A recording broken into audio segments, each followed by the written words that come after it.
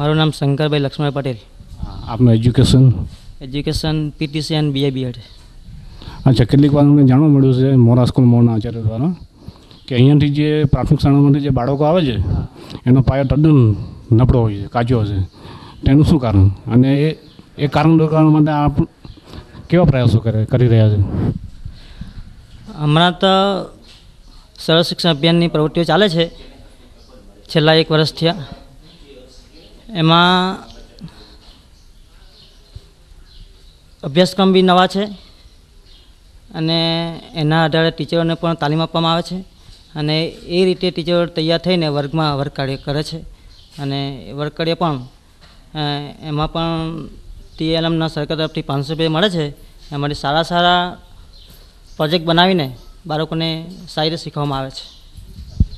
વાલીઓ તરફથી આપને કોઈ સાર સહકાર મળી રહ્યો છે, કંઈ પ્રોત્સાહન?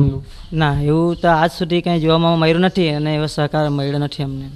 એટલે જે અમારા રણજીતભાઈ ખરા ગામના એક જ છે કે જેમણે આ સ્કૂલને રજનીકાંતભાઈ બી નાવિક એમણે જ અમારી ગ્રુપની શાળાને અમારી શાળા તરફ ધ્યાન દોર્યું છે.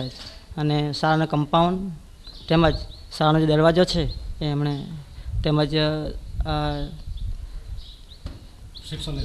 શિક્ષણ જરૂરિયાત સવલત પૂરી પાડી છે.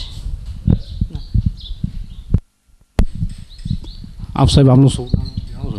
અશોકભાઈ કાંતિલાલ જોશી. આપનું એજ્યુકેશન? SSC PTC. આપની કામગીરી? મારું કામ અહીંયા CRC મોર સેન્ટરની અંદર કોઓર્ડિનેટર તરીકે હું અહીંયા છેલ્લા 2 મહિનાથી ફરજ બજાવું છું. અને ગ્રુપ શાળાની અંદર એટલે કે મોર, ભગવા, દેલાસા અને મિર્જાપુર આ 6 શાળાઓનો સમાવેશ થાય છે. અને સરકારશ્રી તરફથી મળતા સૂચનાઓ અનુસાર અને લોકભાગીદારી અને વાલી સંમેલનોના સંયુક્ત સાથ સહકારથી સંપૂર્ણ આ 6 શાળાઓનો વિકાસ એ મારું એક લક્ષ્ય અને સરકારનો પણ અભિગમ છે.